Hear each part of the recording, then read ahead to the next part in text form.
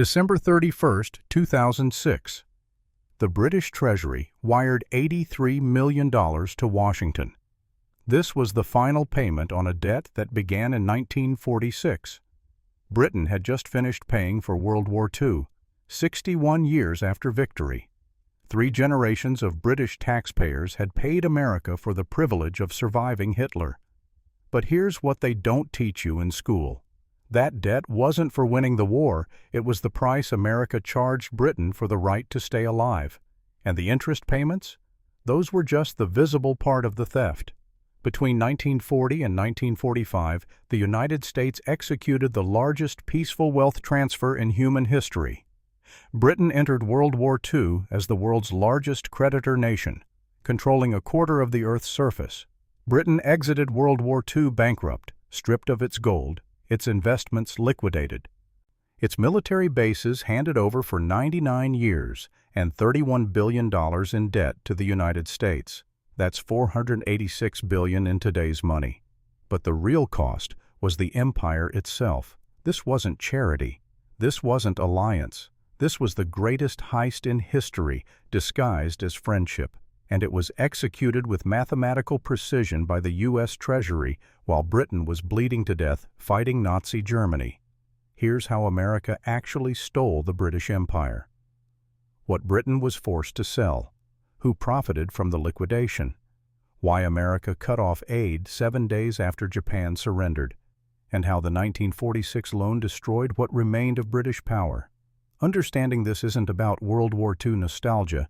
It's about seeing how America builds and maintains empire, not through conquest, but through debt, forced fire sales, and extracting wealth from allies during their darkest hour.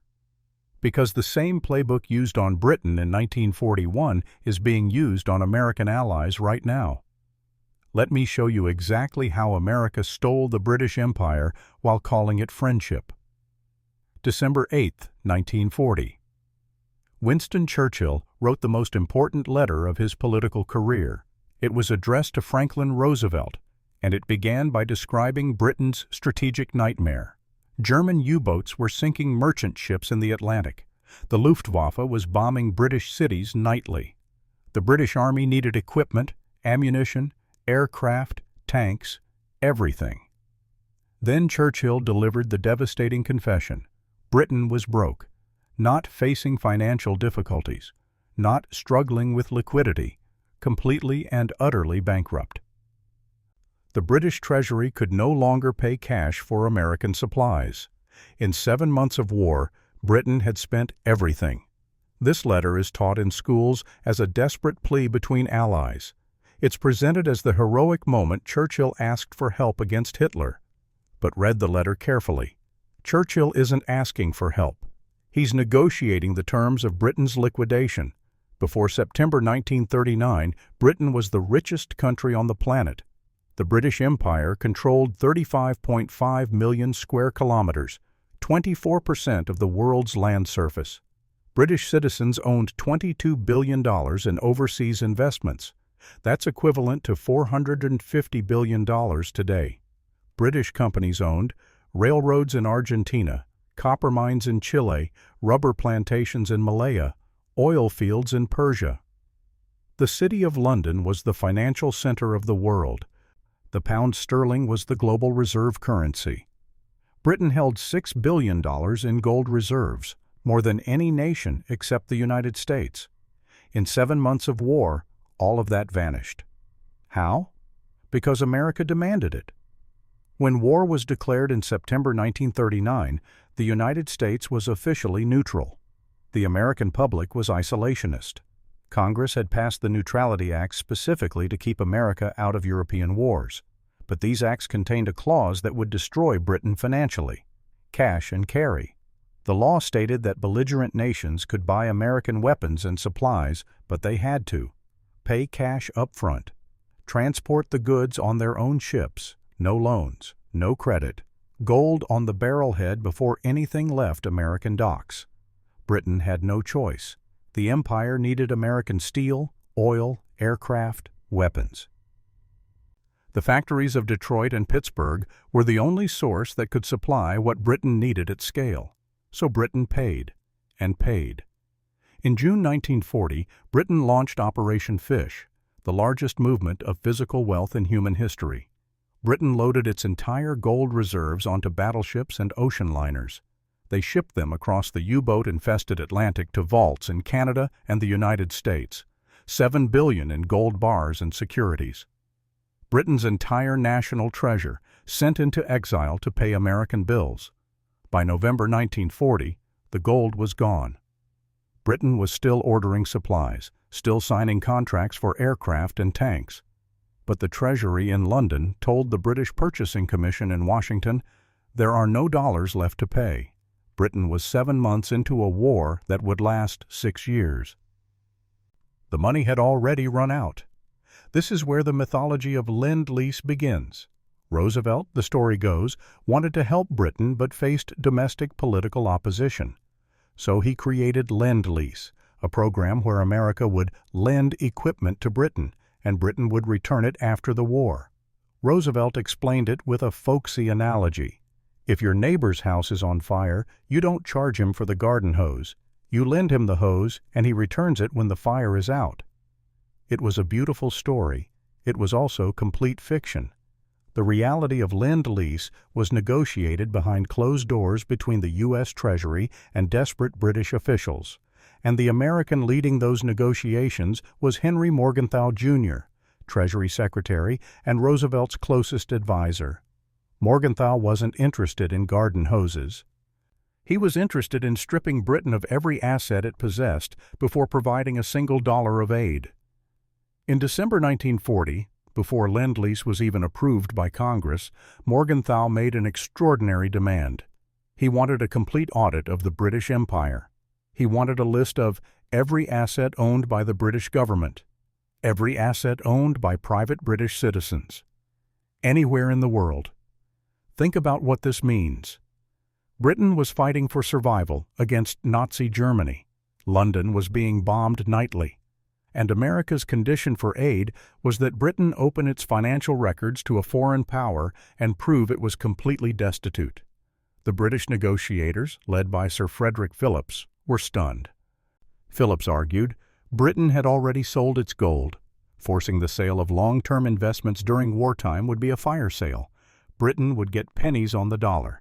Stripping Britain of its overseas income would leave the country destitute after the war. Morgenthau was unmoved. His position was simple. If Britain still has assets in America, why should American taxpayers subsidize the war? Liquidate everything first. Then we'll talk about aid. Congress was debating Lend-Lease through January and February 1941. Isolationist congressmen argued that Britain was secretly rich and trying to trick America into paying its bills. Morgenthau needed proof that Britain was truly broke. He needed a sacrificial offering. He found it in American Viscose Corporation. American Viscose was the largest manufacturer of rayon and artificial silk in the United States. It was owned by Courtaulds, a British company. American Viscose was worth over $100 million. It generated $10 million annually in dividends that flowed back to London. Morgenthau told the British negotiators, "Sell it immediately. Deposit the proceeds in the U.S. Treasury to pay for existing weapons orders." The British resisted. Selling American Viscose during a war under duress would be financial suicide. But Morgenthau gave them an ultimatum: sell American Viscose or Lend-Lease dies in Congress. The foreclosure. On March 15, 1941, the British government seized American Viscose Corporation from its owners under emergency war powers. It was a compulsory purchase, no negotiation. The sale was handled by American investment bankers who knew Britain had to sell. They drove a merciless bargain. American Viscose sold for $54.4 million, half of its actual value. The British government paid Courtaulds in pounds in London, adding to Britain's internal debt. The dollars from the sale went straight to the U.S. Treasury. This wasn't a transaction between allies. This was a foreclosure. America was liquidating British assets at fire sale prices while Britain was fighting Hitler. But American Viscose was just the beginning. Morgenthau forced Britain to sell $650 million in U.S. securities and stocks held by British citizens. British-owned shares in American companies across every industry, investment portfolios built over a century. By mid-1941, Britain had liquidated $1.1 billion in American investments, equivalent to $22 billion today. The U.S. Treasury tracked every sale, verified the proceeds, and only after the liquidation was complete did Lend-Lease funds begin flowing. But the humiliation went beyond financial assets. In September 1940, before Lend-Lease was even proposed, Britain negotiated the destroyers for bases deal. Britain desperately needed destroyers to fight German U-boats in the Atlantic. Roosevelt agreed to give Britain 50 old World War I destroyers sitting in mothballs. These were obsolete, rusting, barely seaworthy ships that the U.S. Navy didn't want. In exchange, Britain gave the United States 99-year leases on military bases in Newfoundland, Canada, Bermuda, the Bahamas, Jamaica, St. Lucia, Trinidad, Antigua, British Guiana. Think about this trade. Britain gave America strategic control over the entire Western Hemisphere, the Caribbean, and the North Atlantic for 99 years, in exchange for 50 obsolete ships. These bases allowed the United States to project military power across the Atlantic. They became the foundation of American hemispheric dominance, and Britain gave them away for ships that barely functioned. It was the geopolitical equivalent of pawning the family estate for grocery money. The Lend-Lease Act passed Congress on March 11, 1941. It authorized $7 billion initially, eventually growing to $50 billion for all allied nations. For Britain specifically, $31 billion in aid over 4 years. The propaganda called it the arsenal of democracy. Roosevelt said America would be the great supplier of weapons to defeat tyranny, and Lend-Lease did keep Britain in the war. Without American supplies, Britain would have been starved into submission. But Lend-Lease was not a gift. It was a lease. The name itself reveals the truth. Britain was leasing American equipment with the understanding there would be a reckoning. And buried in the Lend-Lease agreement was Article 7, a clause that would destroy the British Empire.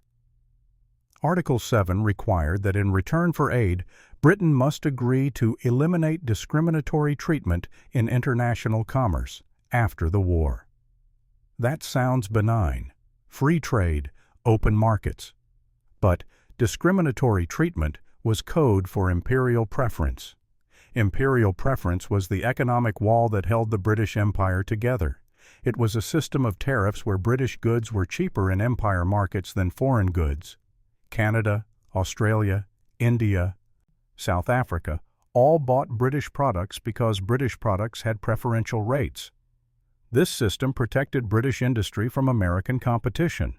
American cars were better. American machinery was more efficient. But in empire markets, British goods were cheaper because of tariffs.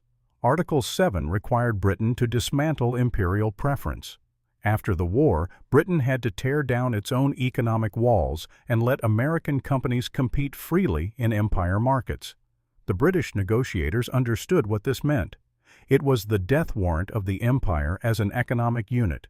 But German bombers were overhead. The U-boats were in the Atlantic. Britain signed.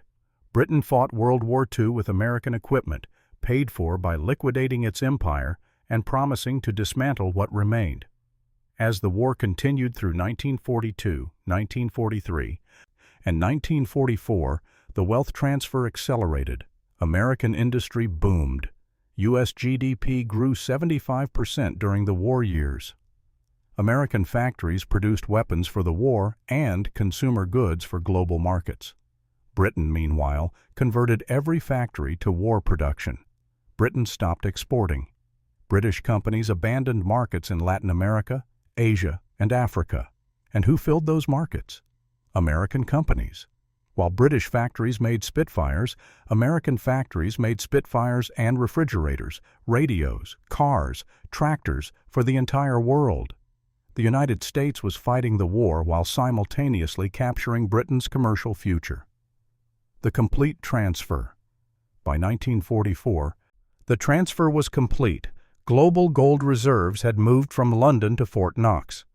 The financial center of gravity had shifted permanently across the Atlantic. American companies dominated markets Britain once controlled, but Britain believed the sacrifice would be honored. British officials believed that because Britain had fought alone for 2 years, because Britain had bankrupted itself to defeat Hitler, America would be generous after the war. They believed wrong. August 15, 1945. Japan surrendered. World War II was over. In London, crowds celebrated outside Buckingham Palace. The war was won. 7 days later, on August 21, 1945, President Harry Truman signed Executive Order 9620. Lend-Lease was terminated immediately. Completely. American supply ships in the middle of the Atlantic were ordered to turn around and sail back to the United States. No transition period, no grace period. The lifeline was cut. The British government was paralyzed with shock. They had assumed aid would continue during Reconstruction. The British economy had been distorted entirely for war production.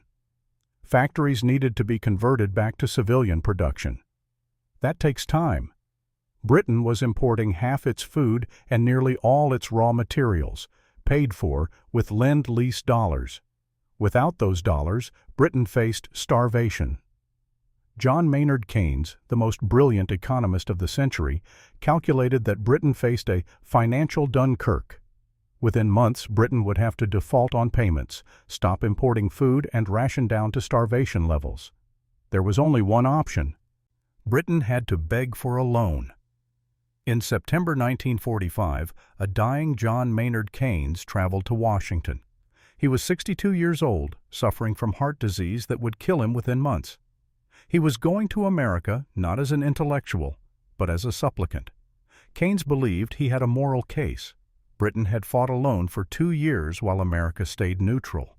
Britain had sacrificed its entire economy for Western civilization. Therefore, America should give Britain a grant. $6 billion, not a loan, a gift. Retroactive payment for the sacrifice. Keynes called it justice. But when Keynes arrived in Washington, he discovered that justice was not a currency the Americans traded in. The American negotiators, led by Fred Vinson, were unmoved by Keynes's moral arguments. The war was over. The American public was tired of paying for Europe. Congress was suspicious of Britain's new Labor government. The Americans offered a loan, not a grant. A loan. $3.75 billion at 2% interest. It was barely enough to survive, and it came with conditions designed to destroy what remained of British economic independence. The most devastating condition was sterling convertibility. The Americans demanded that within 1 year of receiving the loan, Britain must make the pound fully convertible. This meant anyone holding British pounds could walk into a bank and exchange them for U.S. dollars. The Americans framed this as free trade. But it was a trap. During the war, Britain had forced its colonies to accept payments in pounds, but had forbidden them from converting pounds to dollars. This created a closed loop. Countries like India, Australia, Egypt had pounds, but could only spend them on British goods. The system protected British industry, but the Americans wanted it destroyed. They knew that if the pound became convertible, everyone holding pounds would immediately sell them to buy dollars, because American goods were superior and everyone wanted American products. Keynes knew this condition would destroy Britain. He fought against it until his health collapsed. But the alternative was starvation. Britain had no choice. The Anglo-American loan agreement was signed in July 1946. Keynes died in April 1946, his heart giving out under the stress of trying to save his country from its closest ally. The winter of 1947 was the coldest in British history. Blizzards buried the country. Coal froze. Power stations shut down. People shivered in unheated homes. and in the middle of this frozen misery, the clock struck on the American condition. On July 15, 1947, Britain made the pound sterling convertible as required by the loan agreement. The result was a massacre. The moment the window opened, the world rushed to sell pounds. Countries holding sterling for years unloaded it for dollars. In 1 month, Britain lost hundreds of millions of dollars from the loan. The hemorrhage was so severe that after just 5 weeks, on August 20, 1947, Britain was forced to suspend convertibility. Britain had burned through a quarter of the loan in 5 weeks. For nothing. The humiliation was total. This financial collapse had immediate geopolitical consequences. In February 1947, Britain sent a telegram to the U.S. State Department. For a century, Britain had been the guardian of Greece and Turkey, keeping Soviet influence out of the Mediterranean. The telegram said, "We can no longer afford it. We are leaving. If you want to stop the communists, you have to do it." This triggered the Truman Doctrine. The United States stepped in to fill the vacuum. It was the formal acknowledgement that Britain was no longer a superpower. In 1949, with the economy still stagnant, Britain devalued the pound from $4.03 to $2.80. Overnight, the British people became 30% poorer relative to the rest of the world. But the final humiliation was the debt itself. The Anglo-American loan of 1946 was not forgiven. It was a commercial debt with 2% annual interest. Every year for 6 decades, the British Treasury wrote a check to the United States Treasury. Through the economic boom of the 1950s, the inflation of the 1970s, the Thatcher privatizations, the Blair years, the payments continued. The final payment was made on December 29, 2006, 61 years after victory. So who benefited from this extraction? Let me show you the names. Henry Morgenthau Jr., Treasury Secretary, orchestrated the liquidation. After the war, Morgenthau remained wealthy and influential. He never faced consequences for stripping an ally during its darkest hour. The American banks that handled the forced sale of British assets made millions in fees. J.P. Morgan, Goldman Sachs, all facilitated the liquidation and profited from desperation. American corporations that bought British assets at fire sale prices made fortunes. American Viscose, bought for $54 million, was worth over $100 million. The buyers doubled their money instantly. The military-industrial complex that supplied Lend-Lease equipment, Boeing, Lockheed, Ford, General Motors, all were paid by the U.S. government, which billed Britain. These companies made billions from the war, while Britain went bankrupt buying their products. And the United States government itself. By 1945, the United States held 2/3 of the world's gold reserves. The dollar replaced the pound as the global reserve currency. American military bases circled the globe. The U.S. had achieved global dominance not through conquest, but through debt. The same playbook repeated. The British Empire wasn't conquered, it was bought. The United States acquired the assets, the bases, the markets, and the geopolitical influence in a distressed asset sale managed by the U.S. Treasury. This wasn't unique to Britain. The same playbook has been used on every American ally since 1945. Germany was rebuilt through the Marshall Plan, but Marshall Plan aid came with conditions: open markets to American goods, host American bases, align foreign policy with Washington. Japan, after 1945, was occupied and restructured. The Japanese economy was rebuilt with American aid, but Japan became a protectorate. Japan holds over $1 trillion in U.S. Treasury bonds. Japan cannot pursue independent foreign policy without American approval. South Korea after the Korean War, U.S. military presence, U.S. economic influence. South Korea is wealthy but strategically dependent on American protection. The pattern repeats. Crisis creates dependency. Dependency requires concessions. Concessions transfer wealth and sovereignty to the United States. Britain in 1940 wasn't conquered by Germany. It was conquered by the United States, using debt, forced liquidations, and contractual clauses disguised as alliance. The mythology of World War II teaches that America saved Britain. The reality is that America bought Britain, and Britain paid for 61 years. Understanding this isn't about hating America or revising history. It's about seeing how power actually works. Empires aren't built through obvious conquest anymore. They're built through finance, debt, and crisis management. When your ally is desperate, when the bombs are falling, when starvation is imminent, that's when you extract concessions. That's when you force the liquidation. That's when you rewrite the terms. The special relationship between the US and UK is celebrated as an alliance of equals. But read the documents. Look at the numbers. Britain gave everything. America took everything. In December 1940, Churchill wrote to Roosevelt begging for aid. In doing so, he signed the deed of sale. He traded the empire for survival. It was a deal that had to be made. There was no choice. But the cost was the future. Britain defeated Hitler but lost the empire. Britain won the war but was bankrupted by its ally. And 3 generations of British taxpayers paid America for the privilege of surviving. The Lend-Lease agreement wasn't the arsenal of democracy. It was the greatest asset-stripping operation in history, executed with legal precision while Britain was fighting for its life. If this showed you how alliances really work, subscribe. Because the same playbook used on Britain in 1941 is being used right now. The dollar as reserve currency, the debt trap of U.S. Treasury bonds, the military bases that ensure dependency. The empire didn't end. It just changed flags. And if you want to understand how this system works today, watch this next video where I break down exactly how the dollar maintains American dominance in the 21st century. Because the theft didn't stop in 1945. It just got more sophisticated.